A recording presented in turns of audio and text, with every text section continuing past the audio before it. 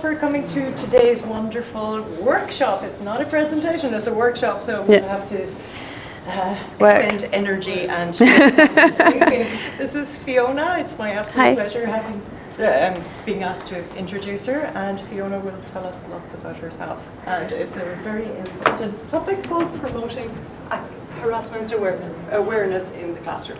Yeah, so hello everybody. I'm Fiona Creaser. I'm from the University of Kitakyushu. My main area of research is harassment, prevention of, not doing it, and the other area I do is women's development. So the workshop side of it comes from the women's development programs that I run, because that is a workshop-based program, and I trained to do these workshops. So today I'm going to run a workshop about harassment awareness, and also include harassment awareness in the classroom. However, an hour is not enough for a workshop by a long stretch of imagination, so we may not finish everything we want to talk to in an hour. That's why I've got the what if boards up there. So any time throughout whatever you're doing, if you have a what if question, rather than just go what if and keep questioning all the time, write it up on the whiteboards, and we'll just at the end, we've got time at the end to discuss the what if questions, anything that comes into your head. I've got two whiteboards here, two whiteboards at the back for feedback, but if we need the whiteboards at the back for what ifs, then we can do that as well, okay? So let's get started. I'm not going to use the thingy you carry, I'm going to just press. Is that all right? So I feel really underprepared today for a workshop, because usually I bring materials to workshops to help facilitate and get discussion going. All of these materials you can use in the classroom. Even if it's just a normal classroom with a small amount of students, you can bring these into the classroom, use them to talk about harassment or any other sensitive subject you want to talk about, and they do work. So basic materials, really easy to get hold of. Paper, like all of the recycled paper I've given out today. Coloured pens, pencils. Colour's brilliant, I love colour. You can use post-its. I had a bit of a panic attack, so I didn't have any post-its with me today. I very rarely do a workshop without post-its, because post-its are brilliant. If you have big sizes of paper, you can put post-its on it, and then you can collect all of your post-its and go stick them all on a whiteboard. Yeah? Post-its are fabulous.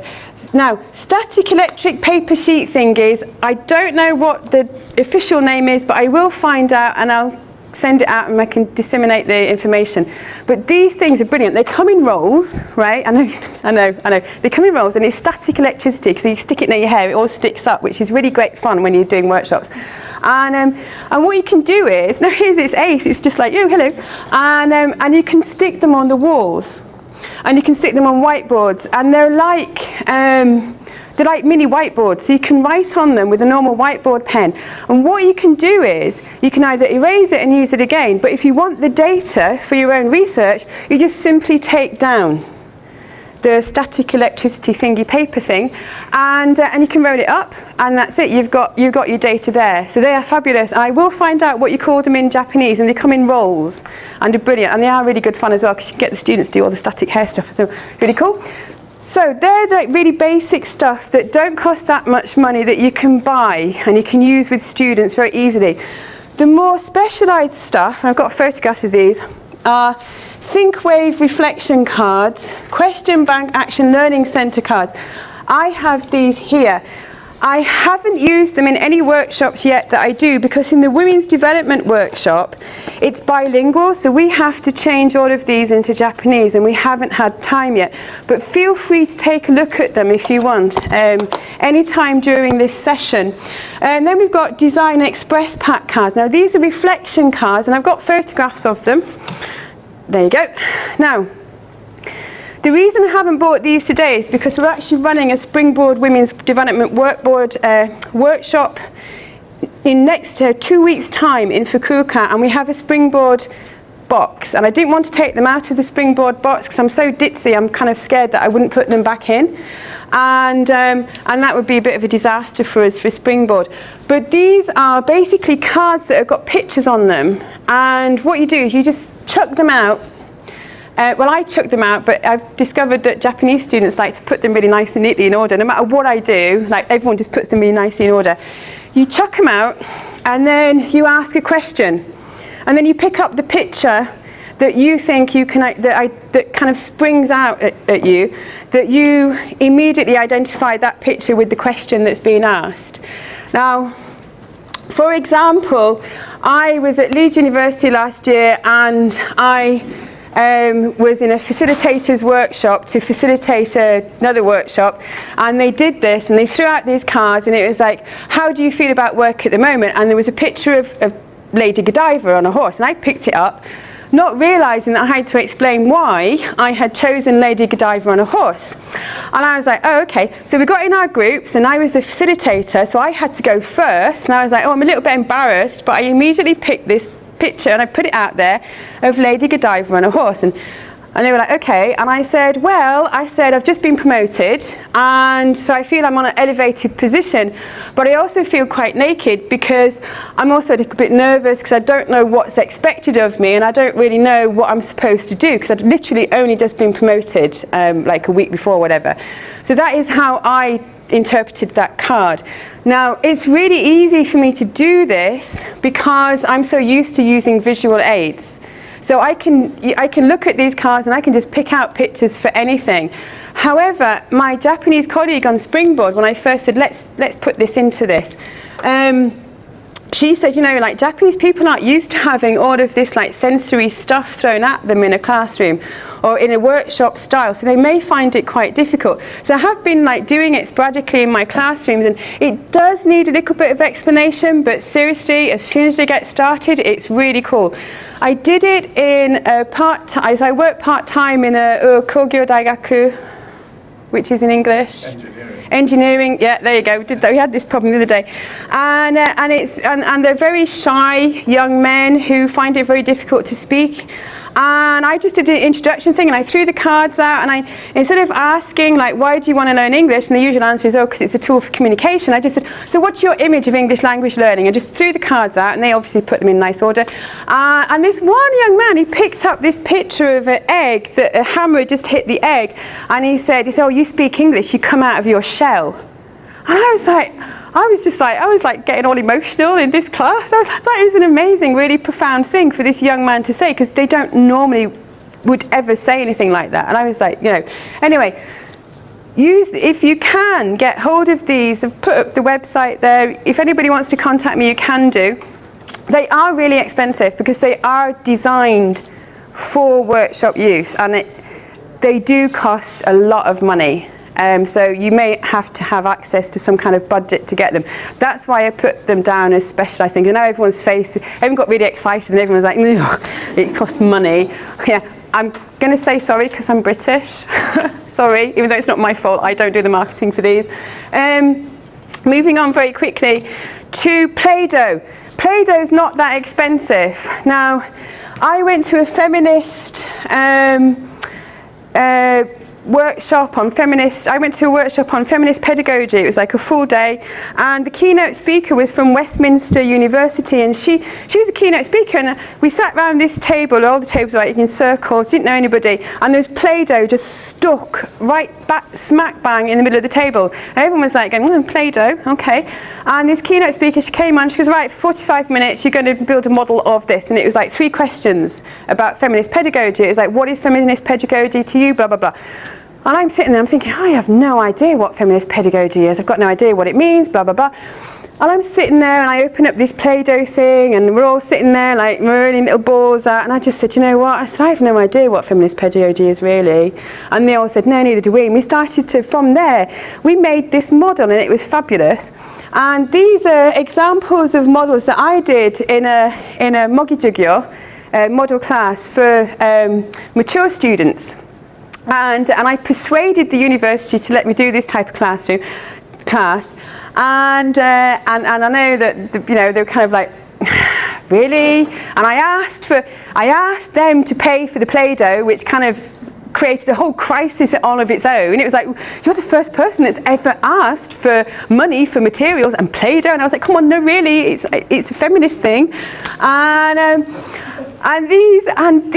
the average age was 60. And the question there was, what do you think about diversity? So I did this bilingual talk about having one hand. It was very short. And I just said, what's your image of diversity? And all of these, they were, oh my goodness, it was just fabulous. Everyone got really into it and they did these diagrams. Now the iPhone 2 one, that they decided that Japanese people like to be updated. So all you need, if you just update Japanese people about the idea of diversity and whatnot, then maybe eventually they'll get it. And it was just all this like amazing stuff that they came out with. And it really was active. We have this whole thing about active learning, which I still don't quite understand. But they actually stood up and just went round to and they all took photographs and it was just magical. And I have to admit, I did get some brownie points for doing that. And I didn't bring the Play-Doh because I just can't carry it all. And I did speak to a diversity team with JALT and said maybe a meet and greet would really help. Because if I had a meet and greet at the train station, I would have been able to bring the Play-Doh, so we could have played with Play-Doh today. But 6 boxes of Play-Doh when you've got a rucksack and everything else you have to carry, it just wasn't going to happen. So all I've got today is paper, pens and whiteboards, I'm sorry. But this is all material you can do and use, and creating a 3D model of perhaps an image of harassment can actually be very powerful, and then explaining the 3D model as well could actually really help. I think it's kind of like you're externalizing it. So it's not just all in your head. You're just going, okay, this is what I think it is. And if you get a group of students together and they build this 3D model out of Play-Doh, then they've pushed it away from themselves, and maybe they can then develop questions. So anyway, I would recommend Play-Doh. I've fallen in love with Play-Doh and I just want to use it all the time. So we're using it on Wednesday, Neil. Just heads up there. Yeah. And the only thing I don't like about Play-Doh is it smells. That's the only thing I don't like about it. Somebody else recommended Lego, but apparently Lego is too square, whereas Play-Doh is more roundy, so it fits in with the idea of crossing over boundaries, whereas it's a bit difficult to cross over boundaries with Lego, even though I do like Lego, like Star Wars, but I'd end up making Star Wars models instead. So anyway, this is what we're going to do today. Schedule, it's really tight. So I've talked a little bit over time about materials. The what if board I've talked about. Right, so now it's your turn. So I want 10 minutes. Answer 2 questions. What is harassment? How many types of harassment can you name and identify? There's no right or wrong answer to this, and I'm actually going to put my timer on. My daughter has also just phoned me, so I'm really sorry if my phone keeps going off. I'm going to stick a timer on for 10 minutes, and if my phone starts going off, I do apologise. It's just my daughter wanting to know what I'm doing. So please get together and just, what is harassment? How many types of harassment can you name and identify? 10 minutes, please. And you've got your paper, you've got your pens.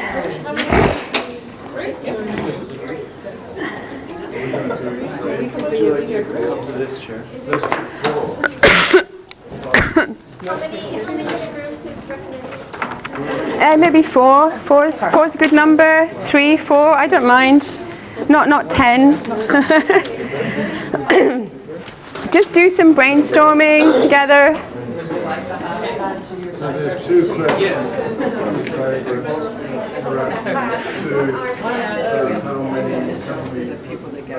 The question is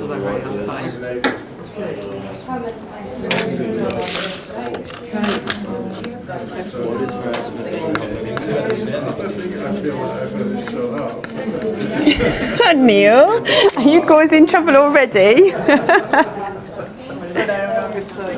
amongst the staff, but there are legal guidelines for what harassment is. Yeah, just start writing down whatever, you know, you can use just whatever. If you've got any what ifs, see that's a what if, I don't, you know, just start, if you've got what ifs, just, oh, did I leave that? Put your clothes down there. Okay, right, okay.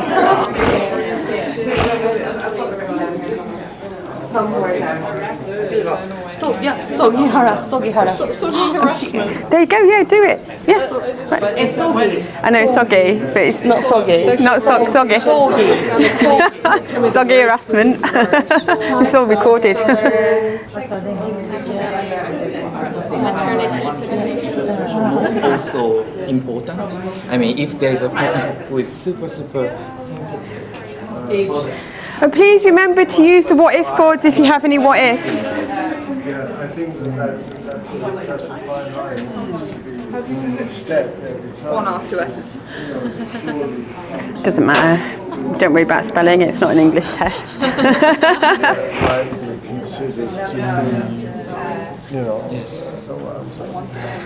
I'm frightened to say the word. No, it's okay, I'll stay away from you. I'll stay away from you. Best parent when I didn't make it. I was like, I'll never do that. I'm sure we can. What was your fault? Sorry, that's just kind of. I used to bring my kids with me.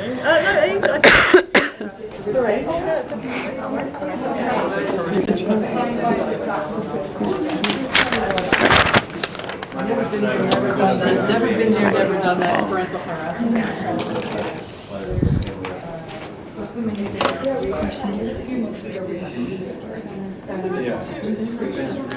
two kids, they're age 7, 5, and 2. We were going to bring them here, but it's for the flight and stuff. So What is it? Oh, okay. I can answer that one. I've seen you in every single thing I've done. Yes, I have. I know, thank you. No, I'll tell you why later. Okay. Can I come now? Have you stopped talking? Is that all right? I'm just, I don't want to intimidate you. I took over, so. Okay, that's good, yeah, do. We were sharing some very deep opinions. Oh, okay. About sensitivity. Oh, okay, okay. We haven't deviated. Okay, okay. What's the word for it when somebody makes a claim that it's not? It's ungrounded, that has no grounding. Oh, okay. What if? What if? Put it on a what if. What if somebody makes a claim? A false claim of harassment, yeah, what if? Oh, I haven't heard that one for a long time. Watch Unbelievable on Netflix. I like watching The Walking Dead and I still haven't caught up with all of the stuff on that either. Oh.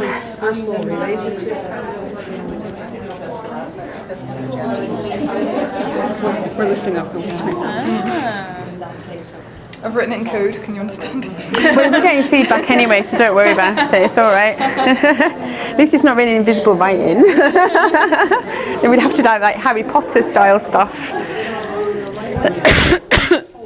You know, it's kind of like, you don't let them get away with making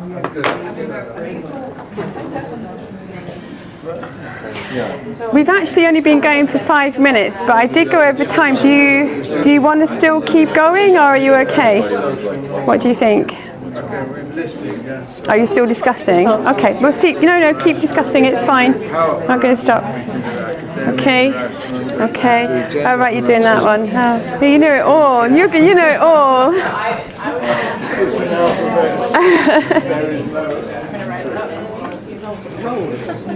Because they were to serve the team. Yes. Have you got a what if? Oh, I love the what if boards. What if boards are brilliant, aren't they? So far I can answer both what ifs. Yeah, might not, yeah. The what ifs, the different thing. Da, da, da. Yeah, got another one. Yeah.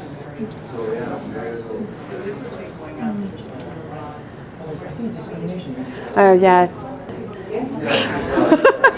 I have to whisper that out. Well, you know, when I said everybody school about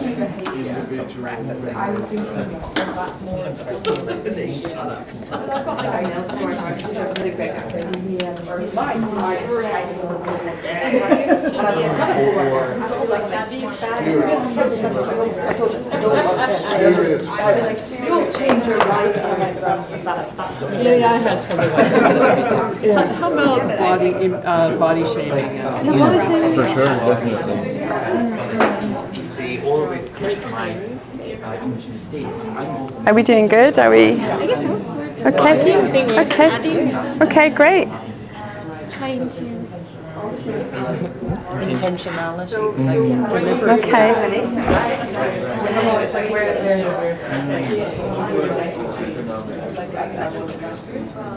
Right, whereas the other one is just based on being a female or being a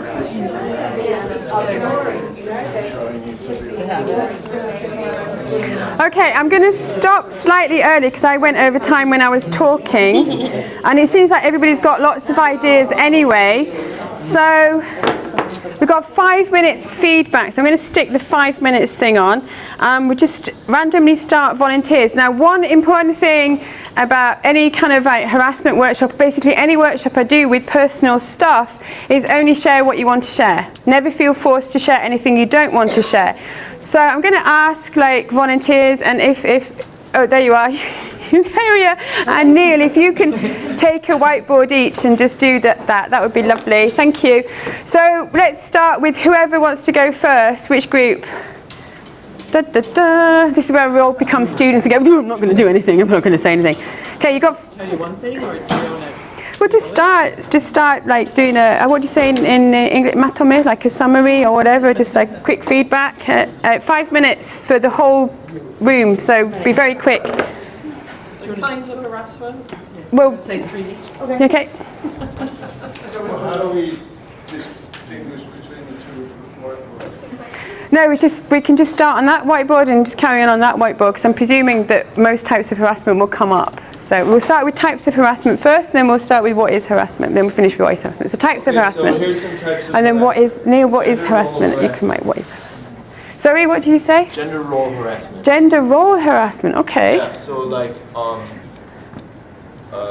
the example was telling if the woman makes more money than her husband, there could be a perceived gender role expectations and get harassed.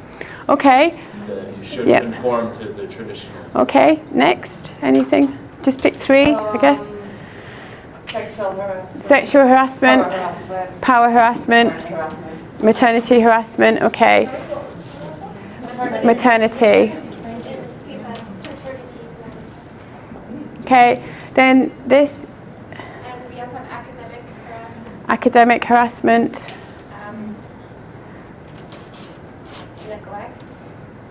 Neglect, okay. Okay. Then can I move on to this group? Oh, we've got power, okay, we already had sexual, okay. Gender, physical, emotional. Let's go with emotional, add emotional, then I guess, to that list. Then this group here. We haven't got any more. You haven't got any more, okay. Can we add age? Age, yeah, age harassment, yeah, definitely. Ability. Soggy, oh, soggy, S-O-G-I. Can we then quickly just do one very quick, what is harassment from this group? What is harassment? Very short. Sorry, not quick. Unwanted behaviour. This group here, just one very short. Let's see, control over others. Control over others. Non-constructive comments. Non-constructive comments, Neil. I wrote down bothering or pestering someone. Yeah, that's unwanted behaviour. Yeah, and this one, this group here, did you get what is harassment? Can you read the writing? Who wrote it? Just making someone feel uncomfortable. Okay, unwanted behaviour, uncomfortable behaviour. Great. So, what? Oh, that's good. We've still got 2 minutes left. So, can you please add mobbing and contra power harassment to that as well?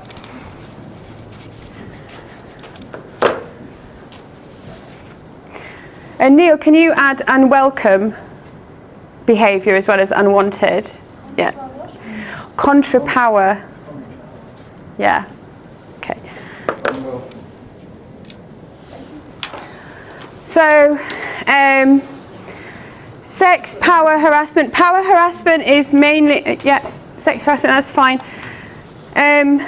We've got power harassment, maternity, paternity. In the UK, that's called discrimination against women during pregnancy. It's not called maternity harassment. Academic harassment. Neglect, I'm not sure about neglect. What do we mean by neglect? Shunning people or ignoring Ah, that comes under power harassment in Japan. But your supervisor ignoring you. That would be academic harassment.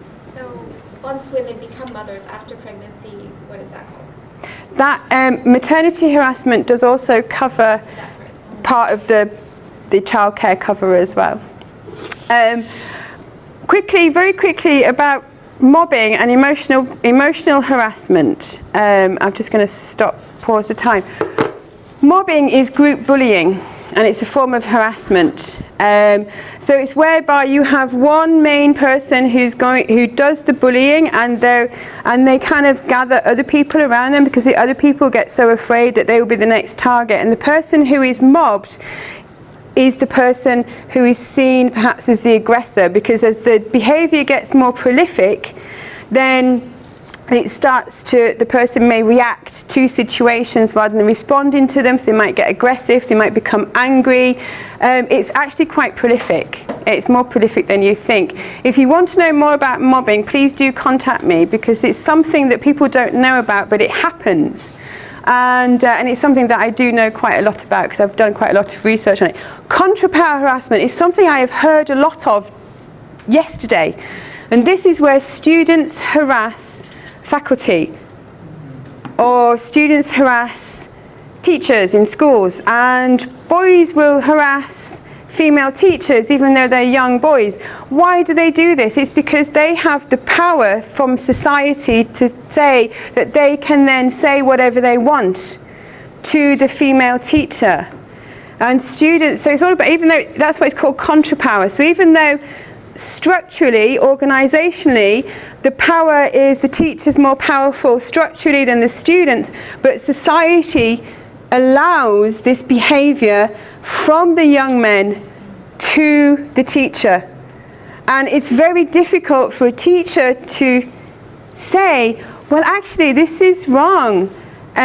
Especially if it's from teenagers or younger children. And I did hear a long time ago that a lot of the nursery and yuchien, kindergarten teachers, they really didn't like being touched and hugged all the time, but they're female workers, but there was really nothing they felt they could do about it.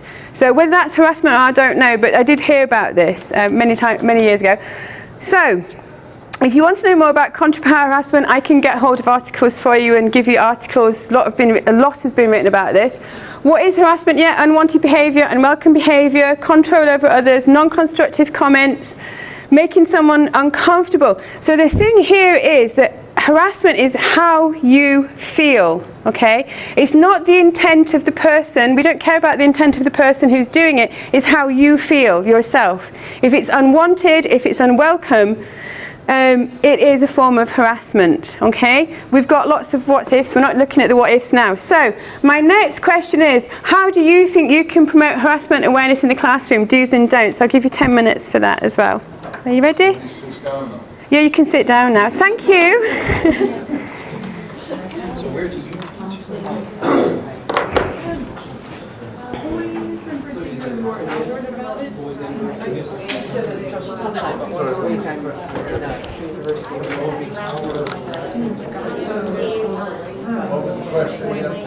So, how do you think you can promote harassment awareness in the classroom, but without a question mark? Sorry. I didn't put a question mark on there. Never mind.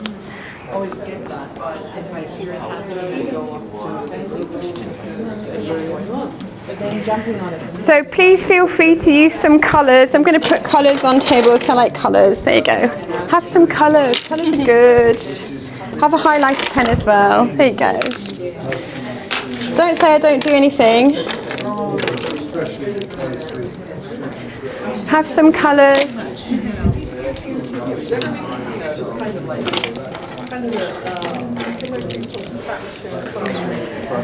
Have some colours. Yeah, but that's not promoting though. That's promoting places that are safe places where people. If you brainstorm, use colours. Colours are really cool. I'm not being like harassing you or anything like to use colours, but colours are ace. Colour hara, there you go. Yeah, colour harassment. It's not, that's an idea. Oh, I didn't give you any colours. I'm sorry.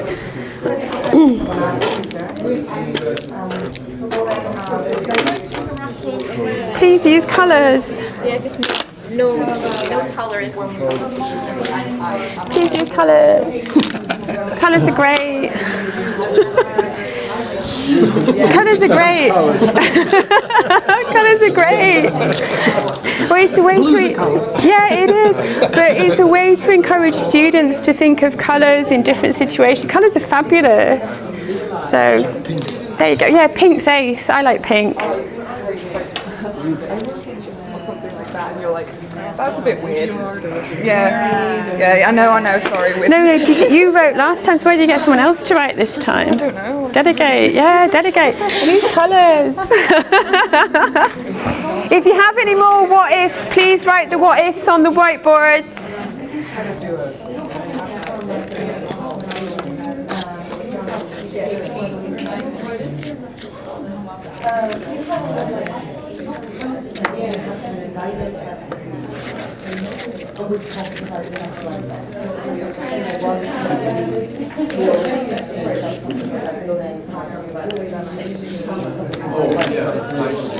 And if you feel like a break and you want to come to the front, you can look at these question bank cards. That's not a problem either.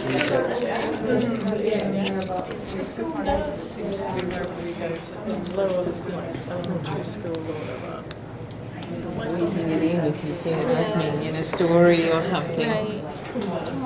The next door neighbor was foreign or gay or blah, and we found it.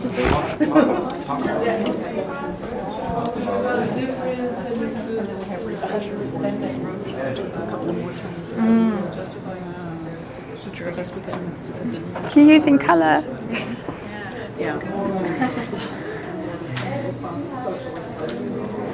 Oh, it's all gone quiet. I don't know.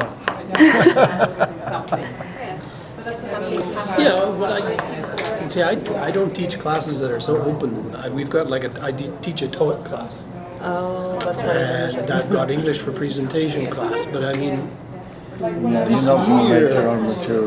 no, I'm supposed to follow the textbook. But I did, coming off of a student's question, and it was sort of not on-topic question, but we were talking about individuals on television, like Matsuko Deluxe, who are sort of, they call them okama in Japanese. So it's a man who dresses and acts like a woman. Yeah. So that led into discussion of just what are the different terms. So I ended up providing the students with sort of the LGBTQ, the longest list I could find, and then we sort of discussed and went through those, and it was off. Do you want to come and join this group? It helped the students to understand the variety. Yes, but I think that there may be some students who maybe belong to LGBTQ and who are not ready to discuss that and who do not feel comfortable like hearing that kind of discussion. So that's the kind of risk. Yeah, because I mean, I think So that would be a don't then, the risk factor. Yeah. Like how do you limit the risk factor? Yeah. for those in the class or in the school. That could be pretty uncomfortable. Today we're going to do LGBT topics. Or maybe ask the students like whether it's okay to talk about that topic. I mean, somehow like. But then you may run the risk of most of the students saying yes and perhaps one or two saying no, and then maybe the one or two saying no are doing that because they belong to the LGBT plus community, and then maybe you're inadvertently outing them, maybe they don't want to be outed. So it's very tricky how to do that. It seems to be that the answer is tangentially, right?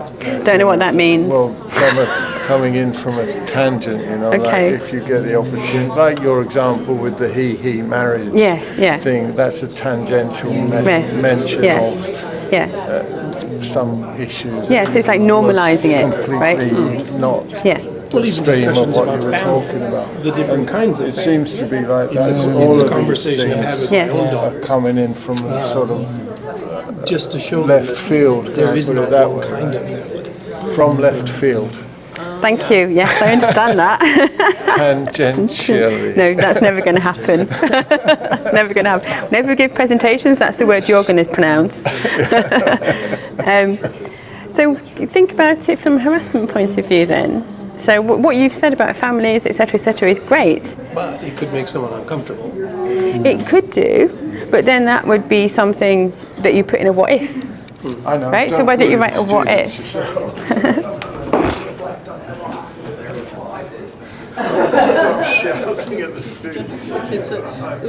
There is a way out of it. You know, but yeah, so I mean, a few years ago I had a girl who was in floods of tears because she was being harassed and she wanted to leave the club, but you want to join the club, how allowed to leave. Oh yeah. And you know, so you can leave.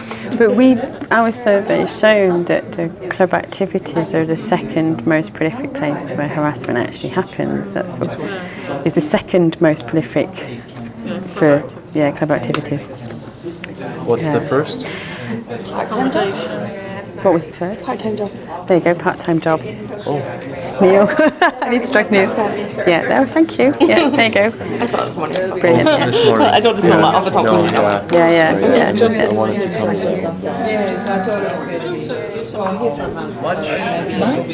Are you going to? Don't ignore it. I said, oh yeah, oh great. Not really. Just on Yeah. shoot, yeah.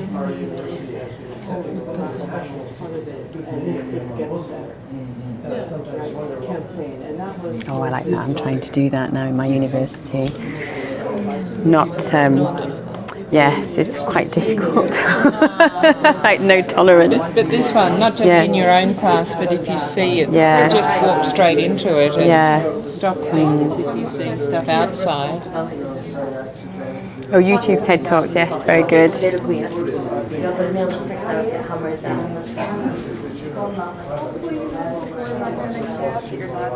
Island in your own, but training for teachers. I know, so you just need colour. Colour's great. And following up on any behavioural incidents. Okay. Don't confront, don't escalate, don't shame. That's just reminded me of something.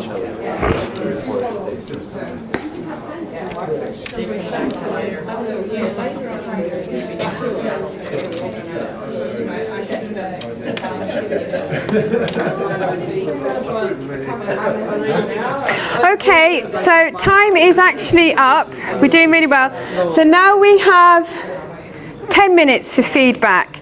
And I know it is like very much bum, bum, bum, bum, bum in a minute. Yeah, maybe turn the, I know it is very bum, bum, bum, bum, bum, but we are pressed for time and we've got a lot to get through. And as I said at the beginning, an hour long for a workshop isn't really much. So please, can we give feedback? Is there a way to turn the whiteboards over or around or whatever? Can we flip them? Don't they flip? Is that too difficult?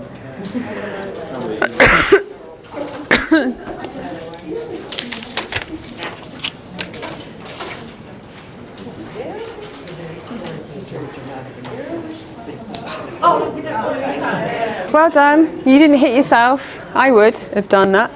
I was like, boom, about myself in the face. Okay, shall we start then with how do you think you can promote? Let's start with this group. Can we just basically, again, just a few ideas. I really thank you so much for doing this. I really appreciate it, the both of you. So normalize talking about it. by talking about it casually and moving on. Oh, I like that. Can you say it again? Normalize. So normalize talking about harassment by bringing it up casually and then moving on. That's great. I really like that. That's very good. Yeah, normalization and leading students to understand there's a way out from whatever situation they're in. And what would you do? Covering it in lessons using materials. covering lessons using materials. Using materials in lessons. Yeah, teaching about it as a topic. Something like the trying to eradicate the victim blaming culture that goes on in Japan, like it's just here. Oh, that's just given me another idea. Victim blaming, yes, as in normalisation. Well done. So the opposite Thank you. in Japan, especially where it's like normal to be like, well, you know, this person's kind of weird, so therefore it's okay.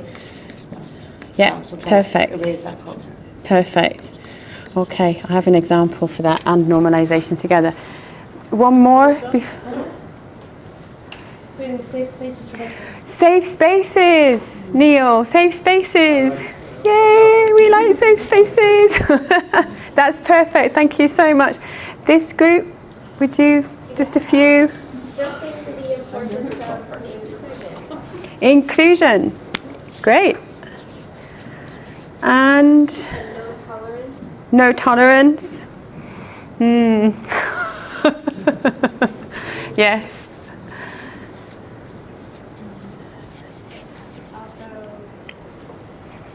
Setting up basic rules from day one. That would Basic rules, what do you mean? Basic rules in the classroom? how to treat one another In the classroom? Very good, yes. Oh, that's given me another idea. Yes, that's what I do. Yes, basic rules. Oh, I've just written on the table, I think, by accident. Oh. Never mind. Okay, then, Neil, would you carry on writing? Is that okay? Then this group, with the wonderful colour. I think we've covered most of what we basically discussed. Have you? Is there anything to add? One point that our partner provided is providing support to outsiders, people who have been Support, ostracized okay. for whatever reason, showing them extra support. Yeah, as so teachers. providing support. And that's about it. Okay, good. And then, First day of class, I mean, this is similar to what other people said about like normalization, but set the tone for that if this is a safe space, it's related to the idea of safe space.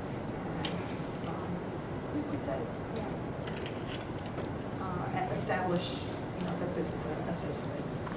yeah, very good. I'll put that up because I think Yeah. tone and rules are different things. You might have to explain that then. Support for teachers, so support from and from staff and training for teachers. Oh, that is a really good one, actually. So that's great. So in about 30 seconds, Neil, can you please tell the difference between tone and, what did you say it was? Rules. Because you obviously have a clear idea of what to do, what that is. Sorry, this is completely off the top of my head, but you said to us, establish the way of behaving in the class, and that's just about rules. It's about sort of saying you will do this, and you won't do this, and you won't do that. But I think tone is more a case of how you present yourself in the classroom and how you expect other people to present themselves in the classroom. So those two things seem quite different to me. Does that sound okay? So could tone be model behavior? Modeling, yeah. Modeling. Yeah, absolutely. You should, show that you want people to behave in a respectful manner, behave in a respectful manner.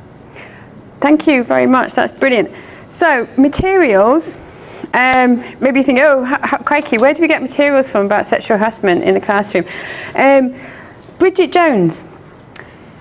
Funnily enough, the very first Bridget Jones movie is an excellent way to show about sexual harassment. Right, I'm being videoed, so I have to use a bad word. Is that all right? Can you do that? So I don't know if anybody knows the story of Bridget Jones. If not, watch all 3 films because they are hysterical. And I'm not a romantic comedy person, but I just love Bridget Jones. So in the first scene of Bridget Jones, and I've forgotten the fella's name, but anyway, Bridget Jones, yeah, what does he play? That's it, Daniel Creaser. So there we go, Bridget Jones fans. So in the very first film, very first few minutes of the film, Bridget Jones, she walks into the office and she sees this guy who she calls Tits Pervert. I apologise to the video. Anyway, this guy's called Tits Pervert because he talks to her breasts, as any woman here probably has had this experience before. And she's like, and she's just kind of like, it's very unwelcome in a very funny Bridget Jones kind of way, but it really puts the point across in a light-hearted way, because sometimes we don't want, to have too much depression in the classroom. But then you have like Daniel Creaser walking in and he's like this and she's like, whoa, that is not sexual harassment. She welcomes all sorts of like sexual behaviour from him because she wants it. So it's a really clear, I know it sounds really daft, but watch it from this perspective and you'll see what I mean. It's a very clear thing of what is unwanted behaviour from Tits Pervert and what is very wanted behaviour from Daniel Creaser. And it's literally a 5-minute segment, but it's brilliant. You can see it straight away. You can show that to the students and they will understand immediately and they'll have a laugh and they'll probably go swooning at, Hugh Grant or whatever. But that's very good. Normalising victim blaming. A student in the class said to me, it's just like a normal presentation, she said, oh, it's summertime, we've got to be really careful about what clothes we wear. And I was like, why? And she said, because of all the perverts. And I said, no. And immediately I just said, it's not about what you wear. It's them, the perverts. They're the ones with the problem, not you. You can wear whatever you want to wear. I mean, in my own personal opinion is a woman can walk down the street naked and the only thing that will happen to her is the police will come along and arrest her for indecent exposure, right? But she shouldn't be harassed or touched at all. I'm on the Lady Godiva theme again, aren't I? But and that is a way of normalising it. It was just a general comment that a student made, and you just pick up on it, normalise it, and move on, right? Basic rules.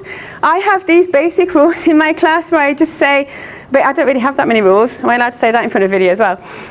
Basically, I just say I don't appreciate any homophobia. It's the first time I've ever heard the word homophobia. Sexism. And I also say I don't appreciate pornography because I did have one student a long time ago write this really cool, what he thought was cool, very grammatically correct pornographic essay to me, and I don't think he even realised what he was doing, and I was like, that is so not appropriate. And since then I've always added that in because it makes the students laugh because they're like, well, who's going to do that? And I'm like, well, it's happened. And I always say like any ism, and this is where having one hand is a big advantage because I can stand there and I can just say all of this and I go, and also please, any kind of like things about disabled people, don't say that, blah blah blah. So it's easy for me to do. But you find your own way and the own way to talk about it. Oh, I thought you were holding up a stop sign. It's just a fan. So that's what I do. I have this list of like respecting each other, no homophobia, no racism, no isms in my classroom, no pornography, and it's a bit light-hearted, but they take it on board and they don't do it. And the list hasn't got longer actually, so that's quite a good thing. The other thing you can do is, I haven't got much time, but if you have if by any chance you come across, and if you can read Japanese, and you just pick out a few books on Sekihara, sometimes the Sekihara books have like a little manga thing at the front to explain it. If you come across one of those, use that in the classroom. Manga's very good. We are going to make our own manga series that is going to make us rich and famous, right? Yeah, great, fabulous. And prevent sexual harassment at the same time. Brilliant, right. Next we're going to move on to, brilliant, we're on time, the what if whiteboards. If you have any more what ifs, quickly write them down, the what if whiteboards. If not, we're going to start discussing what ifs, and I've got a couple more things that I forgot to say at the beginning that I'll say at the end, and then we're done, and I think we've done really well in an hour. And also, when it comes to talking about sexual harassment, talking about materials, use the Play-Doh, use the colour, use the paper, get the students to actually externalise it, rather than internalize it. Do you see what I mean? Be as creative as you possibly can be. Okay, now we're moving on to the what if board. Okay, I don't have magical answers for every what if, but the reason for the what if board, this came about when I did the training for the Springboard Women's Work and Development Programme. We had a what if, we had these what if sticky things on the thingies, and we just had 2, and by the end of like the day, we had by the end of the week, we had the whole room covered in what ifs, and we had this trainer come over from the UK. And she's been training people for about 30 years. And she just said, oh my goodness, said, I have never seen so many what ifs in one room, whatever. And we answered all of them. And this is why today I decided to have a what if board, because if I can't answer it, then you can. You really can answer this yourself. You just have to think it through. And that is also a disclaimer for me. Like, I haven't got the articles. What's the difference between harassment and bullying? I can answer that. It's a cultural thing, it's a country thing. So there's no difference. They mean the same thing. But in the UK, bullying is used for children and adults and carries the same weight as harassment. Okay? But in the United States, in North America, Canada, harassment is used rather than bullying. Actually, I don't know about Canada because you sometimes switch. Is anybody Canadian? Do you sometimes switch, don't you, between British and, yeah, so maybe you just do both. That's fine. Yeah, now I've got 10 minutes. What about discrimination? Yes, can't answer that one. So what's the difference between harassment and discrimination? Discrimination, I don't know. Can anybody come up with this answer? Yes, well done, Neil. I think that discrimination is an attitude of mind, whereas harassment is an actual behaviour. Yes. And so you have to actually do something to harass people, whereas discrimination is in your heart. And discrimination may be the cause of the harassment. Yeah, and one is. Yeah, I couldn't have put it better than myself. That's perfect. I would have said discrimination was an action that came from prejudice that was inside. Yeah. Discrimination is when you separate. You discriminate the sheep from the goats. We asked this question because we were wondering why. Maternal and paternal harassment, we would think of that as discrimination in terms of treating someone differently. It could be a cultural terminology because in Japan it's called matahara. Hello, little girl. It's called matahara, and. But as I said, it's called discrimination against pregnant women, or pregnant, because yes, in the UK, or discrimination during pregnancy in the UK. It's not called maternity harassment. So it could be a cultural thing. I don't know, maybe that's something we can think about, and if you want to get together in a group forum, whatever, we can do that online or something like that. That's a very good question. We had another idea about that. Okay, yep. But then we decided that discrimination was against a category of people, yes. Whereas harassment is particularly against an individual specifically. Yep. I just wanted to add quickly that there's a really good book called Is Everyone Really Equal? That also discusses the difference between prejudice and discrimination.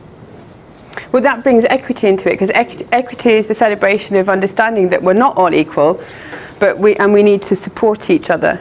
Yes. Okay.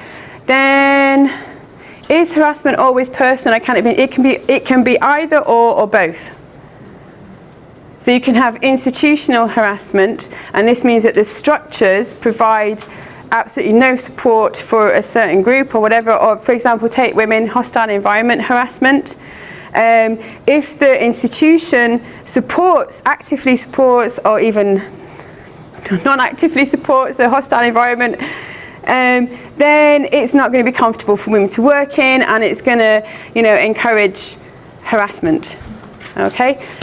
Personal, it's also can be personal as well. Okay, so it can be either or both. Everyone apart from the victim thinks there is no problem. What do we think? Could be mobbing. Yes, it could be mobbing. So in a mobbing scenario, it's very often the victim is seen as the person who is in the wrong, when actually they're not. In Japanese, it's called morahara. as well. It's very, very difficult to prove morohara because the person who does the harassing often sees themselves as the victim, and the person that they're actually harassing is the actual victim, but they're seen as the harasser, and it's really complicated and it's really difficult to even get your head around it. So it could be a mobbing scenario. If you don't know what mobbing is, and I know you probably never heard of it, maybe it's the first time you heard of this, please contact me. I can give you lots of information about mobbing in Japanese as well as in English. There has been a book translated from American authors into Japanese as well. So if you want it in both languages, I can give information in both languages too. Does X count as harassment? What does that mean? Well, when we were trying to think of types of harassment, we were just saying so many different possible situations and asking each other, does it count? Does it count? And I don't know, what's a limit? Oh, that's really interesting. So I was looking at it because I was trying to think about the time. I watched a really good presentation by somebody called Caroline Jackson in the UK. I can pass on information. She does lad culture and harassment in UK universities. She interviewed female students, and one of them worked behind a student bar. So in the UK you can drink from the age of 18, usually before that, and and each university has a bar. And she worked behind the student bar, and the answer this student gave to Caroline was, well, you know what you're describing to me happens like 20 times a night. What do you want me to report? So all of these behaviours, a long list of behaviours that we're giving to this student, and this is harassment. She goes, yeah, well, this happens to me every night when I work. And it was all about assault as well. And she's like, well, what do you want me to report? What should I report out of this? Which one? Because it's become so normalised in that lad culture with alcohol, which is why we found it very surprising in our own research, didn't we, Neil? But alcohol wasn't involved. Yeah. Okay, so that is all we've got for the what if board. If you still have what ifs, you can contact me, or we can maybe somehow get together those people who want to and create like an online, I don't know what you call it because I'm not very technical. That'll do. Yeah. One thing I forgot to mention, and I've got just a couple of minutes, it's really important. If you're going to teach, like do a full class on harassment, I think you need to really think about why you want to do it. And it might sound like a really obvious thing, like, just to promote it. But if you have been recently harassed, or if you are experiencing harassment yourself at the time of wanting to do the class, I would advise you not to, because it can trigger memories that or even like incidents that you're actually experiencing right now at this present moment in time, or what you've recently experienced, that could basically make you feel more uncomfortable in the classroom. It could set off all sorts of emotions inside of you. It could actually increase the risk of your own emotional well-being. Also, that is going to be the students are going to see it as well. And it's not, I personally don't think it's a good idea, okay?